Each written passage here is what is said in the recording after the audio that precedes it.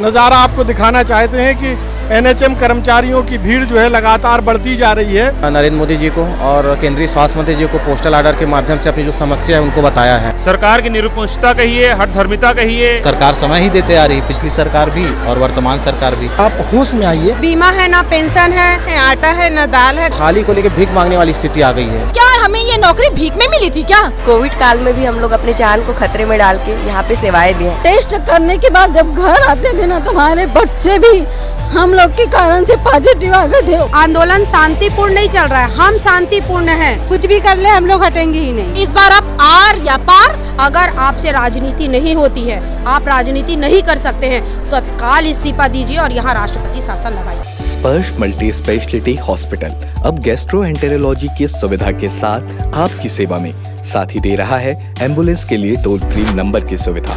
180030911616। स्पर्श multi speciality hospital, एक एहसास अपनेपन का।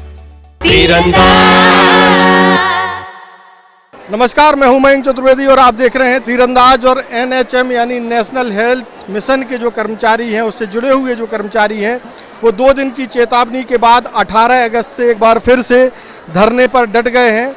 और ये धरना स्थल तूता का वही धरना स्थल है जो रायपुर राजधानी में शहर से करीब 20 किलोमीटर दूर बनाया गया है। 20 ही है ना करीब, ताकि कोई आवाज़ सरकार के कानों तक ना पहुँचे। लेकिन इधर जो आवाज़ बुलंद की जा रही है वो काफ़ी लाउड है और ऐसा लगता है कि कानों तक ज़रूर पड़ रही होगी। हमारे साथ एनएचएम जो कर्मचारी संघ के जो पदाधिकारी हैं, उनसे हम पूछ लेते हैं कि भाई, आप लोगों ने 2 दिन की चेतावनी दी थी, उसका असर क्या हुआ और आखिर आपको फिर से धरने पर क्यों बैठना पड़ा। इनसे पूछने से पहले हम एक बार एक नज़ारा आपको दिखाना चाहते हैं कि एनएचएम कर्मचारियों की भीड़ जो है लगातार बढ़ती जा रही है। और ये भीड़ जो है लोगों को सरकार के लिए एक चेतावनी है कि किस तरीके से, छोटू भाई एक बार दिखा दीजिए कि किस तरीके से जो है इनकी आवाज़ को दबाया नहीं जा पाएगा और जो है इनकी मांगों को पूरा करना पड़ेगा। हमारे साथ एनएचएम जो कर्मचारी संघ है उसके पदाधिकारी हैं। पहले अपना परिचय दे दीजिए भाई साहब, मैं जानता नहीं हूँ। मैं अमन दास आनंद, संगठन मंत्री, जिला एनएचएम इकाई रायपुर। अच्छा, आप लोगों ने जो 2 दिन की चेतावनी दी थी उसका असर क्या हुआ था? 2 दिन की चेतावनी देने के उपरांत भी किसी भी प्रकार से सरकार ने कोई ठोस कदम नहीं उठाए। हम हमारे मांगों को लेकर के, हमारी 10 सूत्री मांगे हैं और उसमें कोई भी, जब हमने देखा कि कोई कठोर निर्णय हमने इसलिए लिया कि कोई भी जो सरकार की तरफ से एक निर्णय होना चाहिए कि हमने एक निवेदन किया था कि 2 दिन का हम कर रहे हैं, इसके बाद अगर हमारी मांगों को मान लिया जाएगा तो हम अनिश्चितकालीन हड़ताल पर नहीं जाएंगे। लेकिन सरकार की निरंकुशता कहिए, हठधर्मिता कहिए या सत्ते का नशा कहिए, आज पर्यंत तक उनके द्वारा कोई भी कठोर निर्णय हमारे लिए नहीं लिया गया है, कि हमारे जायज़ मांगों के पक्ष में नहीं लिया गया है और हम मजबूर होकर के अनिश्चितकालीन धरना में बैठे हुए हैं। हमारी प्रमुख 10 सूत्री मांग है, जिसमें हम चाहते हैं कि एनएचएम कर्मचारियों का नियमितीकरण किया जाए, उन्हें पब्लिक हेल्थ कैडर पे रखा जाए, उन्हें ग्रेड पे का जो मान है, सम्मान है, वो प्रदान किया जाना चाहिए। हमारा मानना है कि जैसे पिछले सरकार में जो कांग्रेस की सरकार थी, उसने हर एक विभाग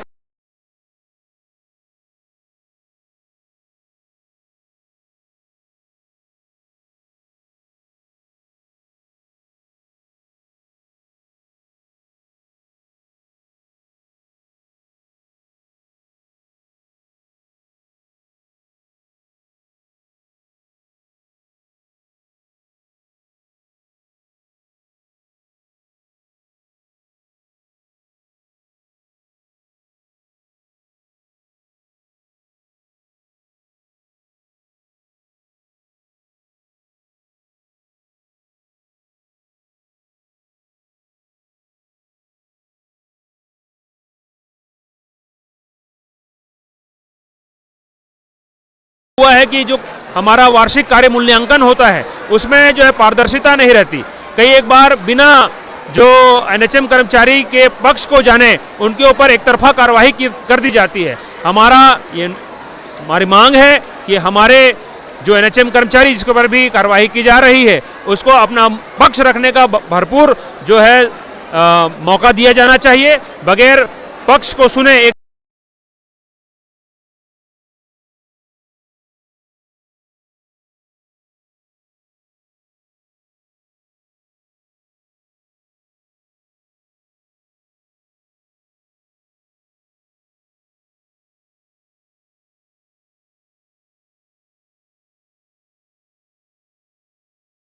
कम उनके लिए 10 लाख तक का कैशलेस जो बीमा है, चिकित्सा जो परिचर्या है उसका रिएम्बर्समेंट करें, ताकि वो भी शान और शौकत के साथ, गर्व के साथ कह सके कि हम भी स्वास्थ्य कर्मचारी हैं और हमको भी चिकित्सा परिचर्या मिलता है। तो ये प्रमुख मांगों को लेकर के हम हड़ताल में हैं और आज पर्यंत तक हमारे किन्हीं भी मांगों को लेकर के सरकार ने सही रास्ता नहीं दिखाया है, ना ही किसी प्रकार से उनके ओर से कोई भी एक टीम जो है हमसे बातचीत करने के लिए आई है। हम उनसे निवेदन करते हैं कि हमारी मांगों पर ऊपर में तत्काल और संवेदनपूर्ण रीति से जो है ध्यान करते हुए और हमारी मांगों को मानते हुए हमारी मांगों को जल्द से जल्द पूरा करें। और हम भी चाहते हैं कि जन स्वास्थ्य जो है, जो हमारे लोग हैं, जो हमारे छत्तीसगढ़ के जितने भी लोग हैं, वो स्वास्थ्य के कारण से बहुत ही अभी पीड़ित हैं और बहुत ही कठिनाइयों का सामना कर रहे हैं और हम ऐसा नहीं चाहते। हम चाहते हैं कि हमारी मांगों को जल्द से जल्द मान लिया जाए, आश्वासन से नहीं, लिखित रूप में उन मांगों को मांग लिया जाए और हम अपने काम में हम लौट जाएंगे। धन्यवाद। 10 मांगे हो गई कि कोई बच गई है,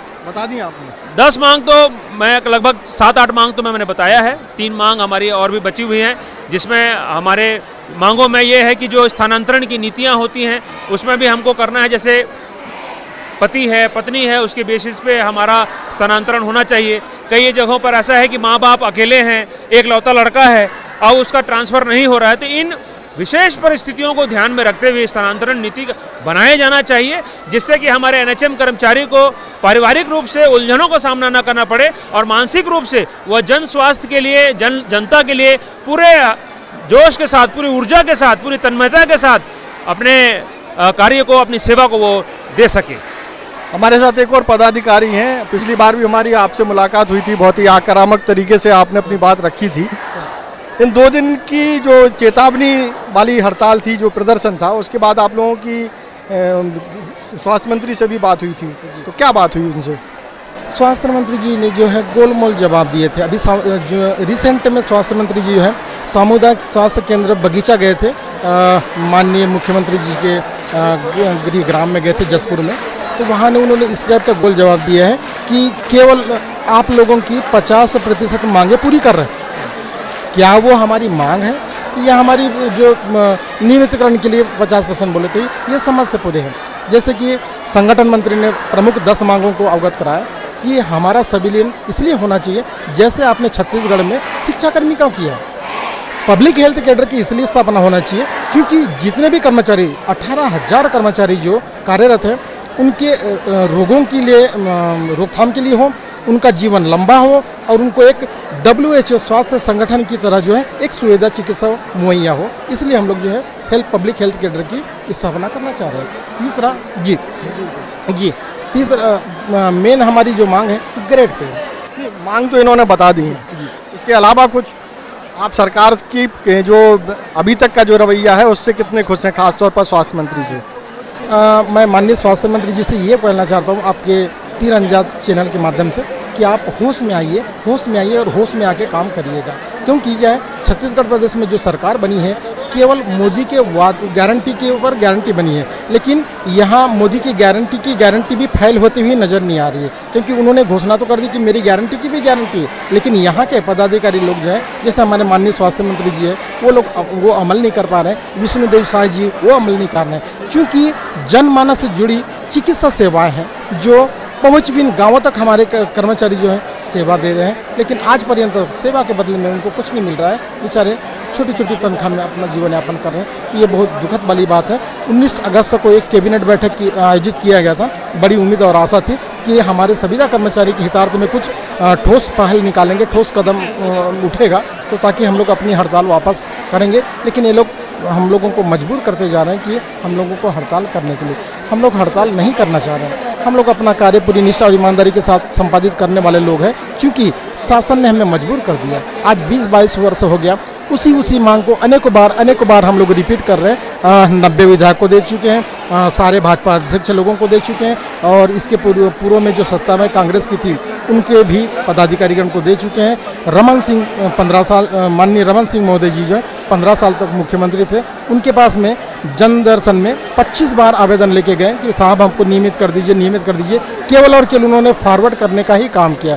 तो चाहे वो भाजपा की सरकार हो या कांग्रेस की सरकार हो, क्योंकि कांग्रेस की सरकार 7.5 तक साल तक छत्तीसगढ़ में रही है और भाजपा की सरकार 17.5 साल तक रही है।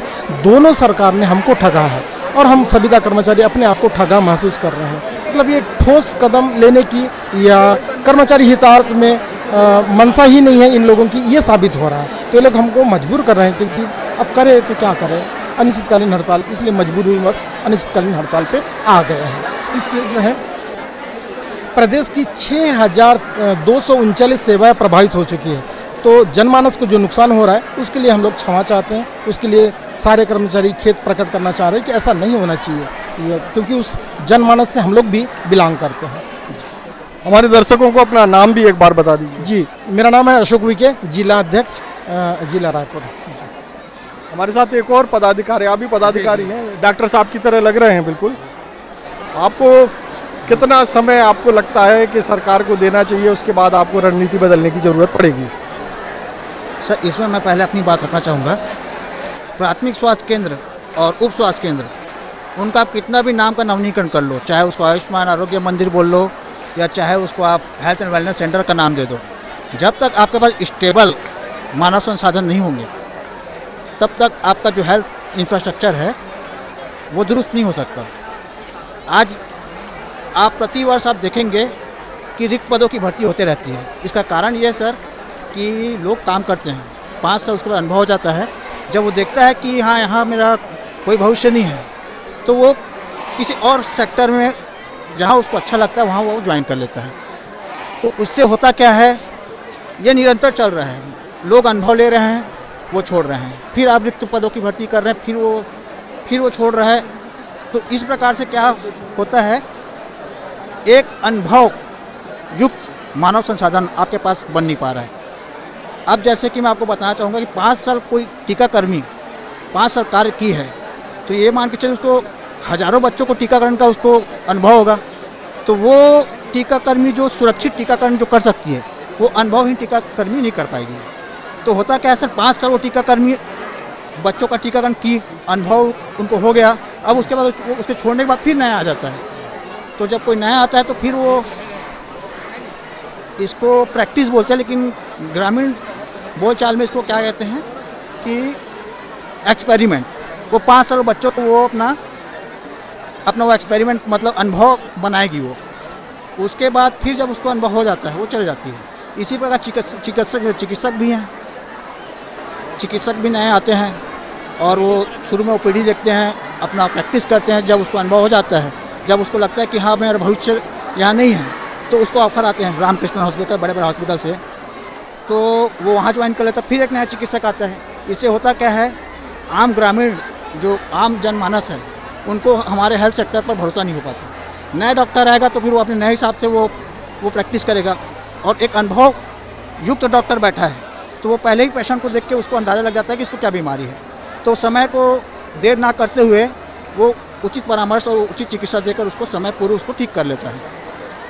एक बहुत अच्छी बात बताई इन्होंने कि जो एनएचएम से जुड़े हुए कर्मचारी हैं उनको वो एक तरीके से जो सरकार की जो व्यवस्था है उसमें एक एक्सपेरिमेंट करने वाले हो, जैसे उनको एक्सपीरियंस होता है वो प्राइवेट सेक्टर में चले जाते हैं।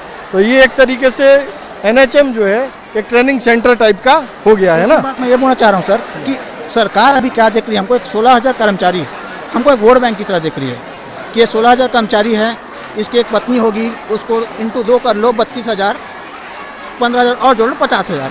90 विधानसभा में इनका ऐसा कोई जनाधार नहीं है कि हमारे जीत और हार पर फर्क डालेगा। बिल्कुल सहमत हूँ, लेकिन सरकार इसको अगर हमको 16,000 कर्मचारी को एक अपना हैंड मानकर चले कि हाँ मैं इनके बदौलत हेल्थ इंफ्रास्ट्रक्चर को मैं मजबूत कर लूँगा, तो आपने दिल्ली में भी देखा है कि अरविंद केजरीवाल साहब जो थे वो अच्छी शिक्षा अच्छे स्वास्थ्य केंद्र पर 3 बार उन्होंने सरकार में वो आए हैं। तो यदि एक स्थायी स्टेबल मानव संसाधन नीति का निर्माण कर लेती है छत्तीसगढ़ सरकार, तो निश्चित रूप से हेल्थ इंफ्रास्ट्रक्चर जो है, जब अगर अनुभव युक्त डॉक्टर रहेंगे, नर्स रहेंगे, अच्छा हम स्वास्थ्य परामर्श उपचार दे सकेंगे, टीकाकरण कर सकेंगे, सुरक्षित डिलीवरी करा सकेंगे, तो लोगों का भरोसा सरकारी अस्पताल पर बढ़ेगा। और कुछ चीज़ें ऐसी होती हैं जिसके प्रचार की आवश्यकता नहीं होती, वो लोगों में पता जाता है कि हाँ इनका काम अच्छा रहा है, तो फिर वो सरकार को जो फ्री भी जो चलाने पड़ते हैं उसकी भी आवश्यकता नहीं पड़ेगी। तो बहुत अच्छी जानकारी दी, लेकिन हमारे दर्शकों को ये पता चलना चाहिए कि आपका परिचय क्या है ताकि वो आपकी बातों पे भरोसा कर सकें। सर मैं राजेद हूँ और संघ में मैं जिला मीडिया अधिकारी का कार्य देख रहा हूँ और मैं रायपुर जिला सीमा चौक कार्यालय में सचिवालय सहायक के पद पर टीकाकरण जिला टीकाकरण अधिकारी के अंडर में मैं काम करता हूँ। जी सर। हमारे साथ एक और साथी हैं, हम देख रहे थे जब मितानिन लोगों का हम कवर कर रहे थे तो आप बड़ा आग उगल रहे थे। तो आप सरकार को कितना समय देना चाहते हैं अपनी मांगों के लिए? थोड़ा इस तरफ आ जाए ताकि पीछे मितानिन सरकार को हम समय देने वाले कौन होते हैं? सरकार हमें समय देगी। सरकार समय ही देते आ रही है, पिछली सरकार भी और वर्तमान सरकार भी। पिछली सरकार ने 10 दिन का वादा किया कि हम 10 दिन में इनको नियमित करेंगे, इनकी मांगें पूरी करेंगे। हमारा पूरा वोट उनको गया, हमारा पूरा समर्थन उनको गया। वो जैसे हमारे मंच पर आकर के हमसे निवेदन किए थे, हमने उनके निवेदन को स्वीकार किया और उनकी सरकार आई। फिर हमें 5 साल अलग अलग कमेटी अलग अलग वायदे करके खींच लिए, उसके बाद फिर से वो वादे पूरे नहीं हुए। अब आज वो सरकार में नहीं है, अब फिर से ये सरकार वही बोल करके उनके सारे जो अभी आज मंत्रिमंडल में हैं, जो हमारे नेतागण हैं, वो सब हमारे ही मंच पर आकर के हमें वादे करके गए हैं। ये जो 10 सूत्री मांग आप देख रहे हैं, ये केवल 10 सूत्री मांगे नहीं हैं, ये अंदर की भावनाएँ हैं लोगों की। आप सुन रहे होंगे जिस टाइम मैंने हमारे साथियों से बोला था कि ये 10 सूत्री मांगों के अलावा भी उनके मन में बहुत सारी मांगे, लेकिन वो सरकार से बोल रही कि सीमित कम से कम ये 10 मांगे तो कम से कम कीजिए। जो एक कर्मचारी काम कर रहा है कई वर्षों से, आज कई लोगों के, हमारे अध्यक्ष महोदय स्वयं यहाँ 25 वर्ष लगभग उनको हो जाएंगे। तो ये सब चीज़ें सरकार से एक निवेदन है कि हम लोग केवल अपनी मांग रख सकते हैं, समय दे सकते हैं। अब तो सरकार को समय देना है हमको, हमने तो सरकार को समय दिया पर। अच्छा, इस सवाल को बदल देते हैं। अच्छा, ऐसे पूछते हैं कि आप लोगों के संयम की सीमा क्या है? कितने दिनों तक आप लोग जो है संयमित तरीके से आंदोलन कर सकते हैं? देखिए, आंदोलन हमेशा संयमित ही चला है। इसके पूर्ववर्ती भी जो आंदोलन हुए वो शासन द्वारा हमको आश्वासन मिला और हम उस आंदोलन को समाप्त करके फिर आश्वासन के बाद हम अपने काम पे लौट गए। लेकिन आश्वासन के ऊपर आश्वासन, आश्वासन के ऊपर आश्वासन, ये बार बार जब होते आया तो वो एक प्रतीक्षा की सीमा जो है, वो हमारे साथियों का जो मनोबल है वो टूटता जा रहा था। तो मजबूर होकर हम सभी को एक अनिश्चितकालीन आंदोलन में अब जाना पड़ा है। आपको क्या लगता है कि कितने, अभी जो आंदोलन चल रहा है अभी तो शांति प्रिय तरीके से चल रहा है, तो क्या इस आंदोलन का मोड बदल जाएगा और बदलेगा तो कितने समय बाद बदलेगा? देखिए, जितना शालीनता से हम लोग और शांति से इस कार्यक्रम को चला रहे हैं, उतनी शांति से सरकार भी देख रही है। अब हमारी प्रतिक्रिया सरकार के ऊपर, कार्रवाई के ऊपर रहेगी। हम अपनी शांति प्रिय ढंग से अपनी मांग रख रहे हैं, कोई भी किसी प्रकार कोई अपने जो दायरे से बाहर नहीं जा रहे हैं। आज हमने प्रधानमंत्री नरेंद्र मोदी जी को और केंद्रीय स्वास्थ्य मंत्री जी को पोस्टल आर्डर के माध्यम से अपनी जो समस्या है उनको बताया है, और हमने उनको ये भी सूचना दी उस लेटर के माध्यम से कि हम वही कोरोना योद्धा है जिनको आपने हेलीकॉप्टर से फूल बरसाते हैं। साथ ही साथ आपने थाली और ताली पिटवाकर हमारा उत्साहवर्धन किया था। आज स्थिति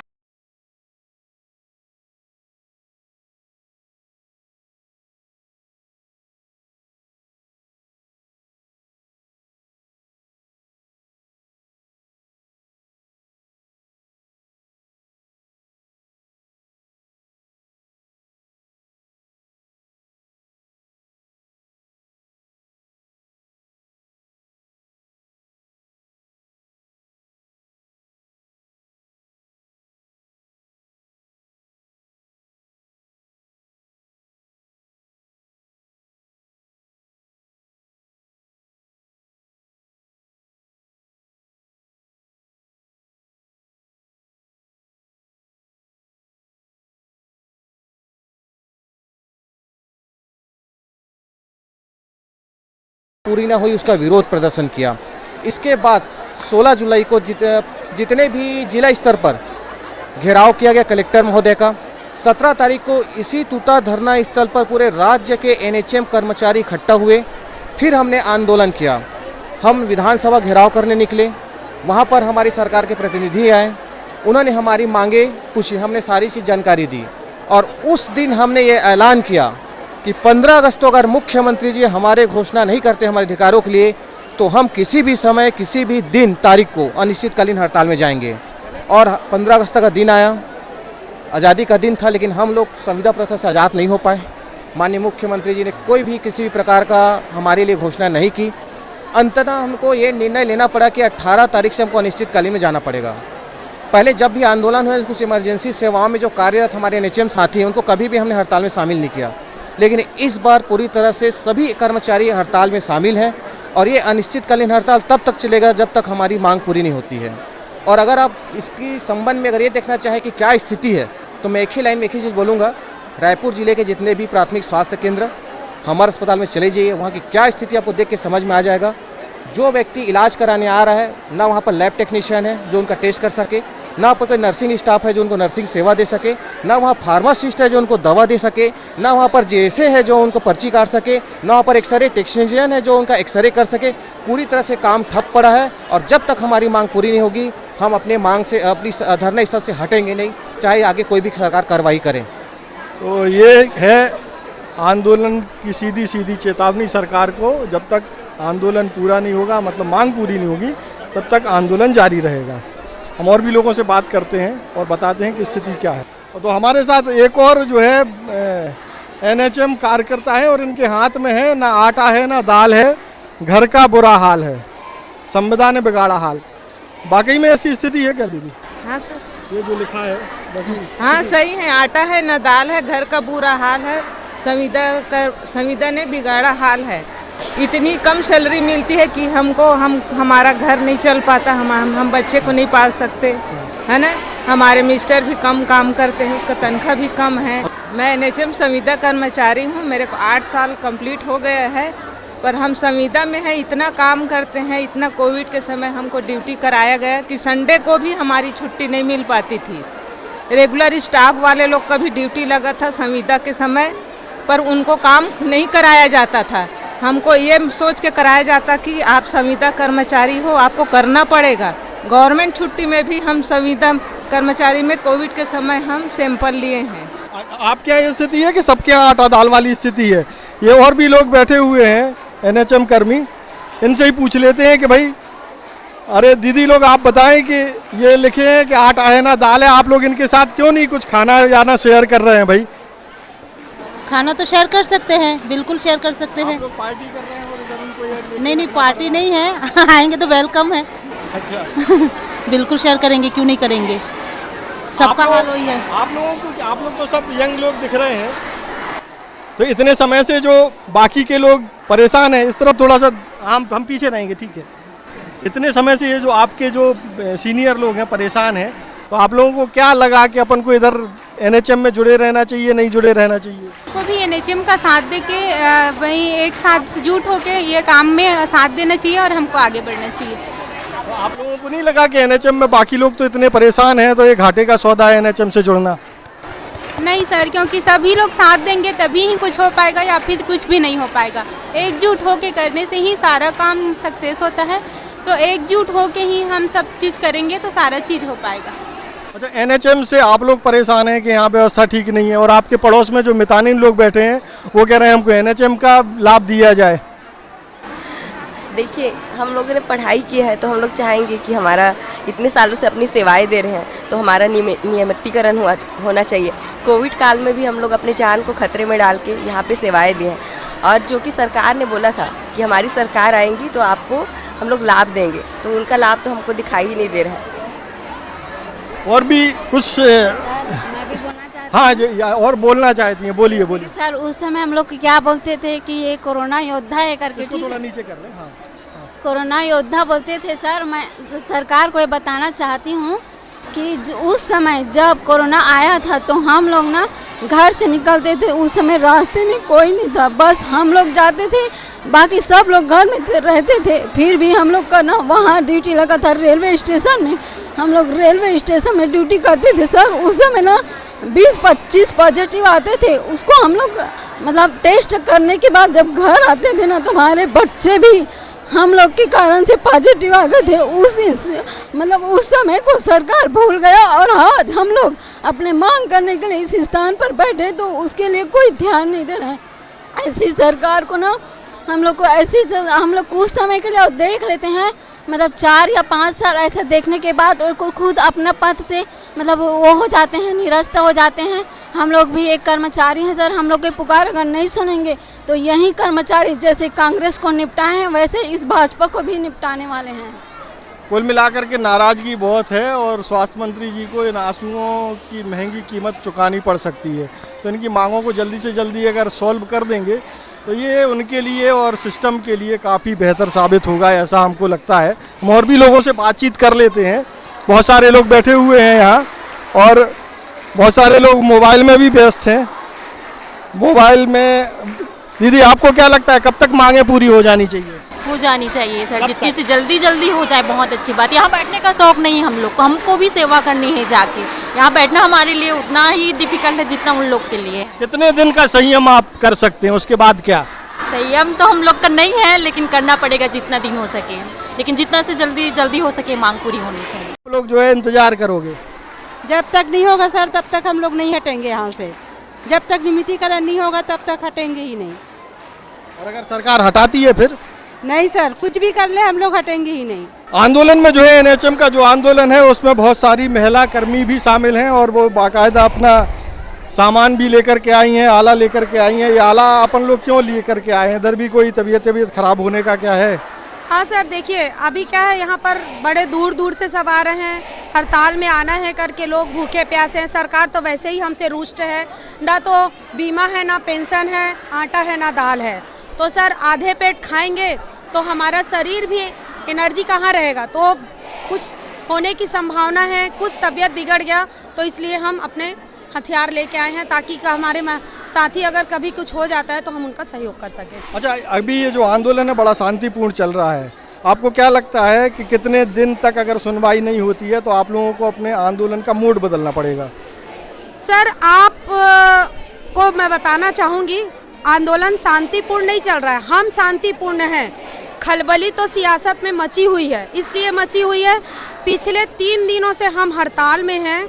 उसके पहले 3 दिनों का छुट्टी था, तो ऑलरेडी 6 दिनों से हॉस्पिटलों में ताला लगा हुआ है। तो आम जनता जो परेशान हो रही है उसमें कहीं ना कहीं शासन प्रशासन भी जवाबदार है और वो भी परेशान है।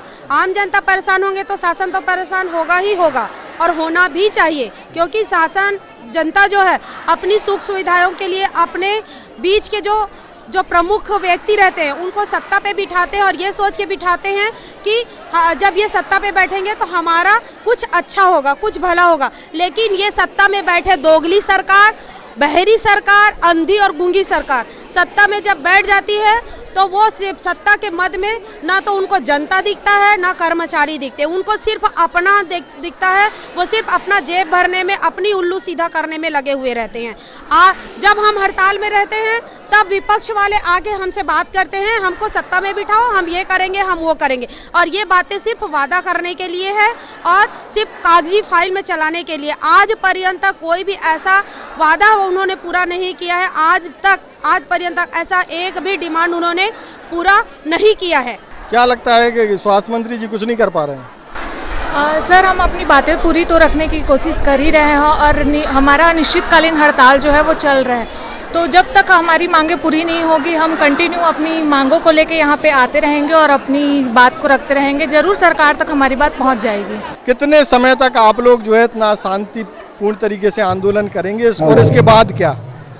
देखिए आपको मैं बताना चाहूँगी, सबसे शुरू में हमने बहुत शांतिपूर्वक ही सरकार से निवेदन ही किया था और हम चाहते थे कि हमारा जो कार्य है वो शांतिपूर्वक ही हो जाए, लेकिन शायद सरकार नहीं चाह रही थी कि हम शांतिपूर्वक कार्य करें। तो इस बार तो अब हमारी मंशा नहीं है कि अब हम शांतिपूर्वक करेंगे, क्योंकि सरकार को सुनना रहता तो हमने 160 बार आवेदन निवेदन किया है तो सरकार सुन चुकी होती, पर लगता है सरकार खुद नहीं चाहती कि हम शांतिपूर्वक अब अपने आंदोलन को करें। तो बिल्कुल सर मैं आपको बताना चाहूँगी कि हमने बहुत सारे अब अग्रेसिव आगे के लिए सोचा है कि अब हम किस तरीके से अपनी हड़ताल की रणनीति को पूरा करेंगे। और मैं ये कहना चाहती हूँ, क्या हमें ये नौकरी भीख में मिली थी क्या?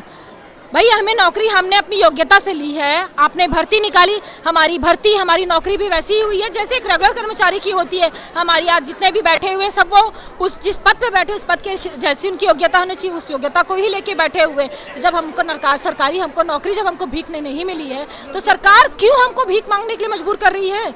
हमारी नौकरी तो उन्होंने भीख में नहीं दी थी, हमारी योग्यता हमारा क्वालिफिकेशन देख के दिया था, तो क्यों आज हमें यहाँ तूता धरना स्थल में आके खड़े रुकना पड़ रहा है उनके नाम से।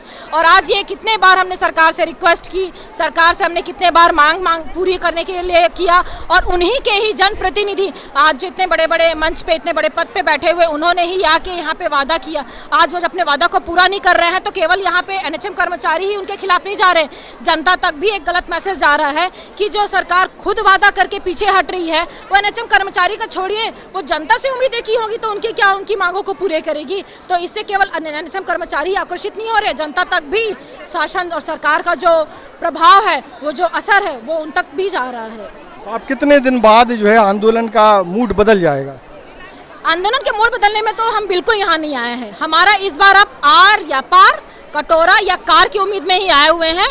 अब इस बार हमको, क्योंकि हमने आज से 4 से 5 बार हड़ताल किया था और 4 से 5 बार हम केवल सरकार के आश्वासन पे ही वापस गए थे कि सरकार हमें आश्वासन दिए तो उसे ज़रूर पूरा करेगी, लेकिन अब सरकार ने हमारी उस सोच को भी बदल दिया, क्योंकि सरकार हमने देख लिया है वो सिर्फ आश्वासन करती है, उसके बाद धोखा दे के पलट जाती है। तो इस बार हम तो पहले बता दें, इस मंच पे अब हम हड़ताल में आश्वासन पे बिल्कुल ख़त्म नहीं करेंगे। हमें इस बार हमारी मांगों पे नियमित लिखित में आदेश चाहिए, यहाँ बताएंगे तब हम अपनी हड़ताल स्थगित करेंगे, वरना ये 1 महीना चले, 2 महीना चले, हमें भीख मांग के भी खाना पड़ जाए, हमें मंदिर के बाहर रह के कटोरे में लेके भीख मांग के भी हम खा लेंगे सर, लेकिन इस बार हम बिल्कुल वापस नहीं जाने वाले। हम तो इस मनसा से पूरे NHM कर्मचारी आए हुए हैं इस बार। अगर आपसे राजनीति नहीं होती है, आप राजनीति नहीं कर सकते हैं, तो तत्काल इस्तीफा दीजिए और यहाँ राष्ट्रपति शासन लगाइए।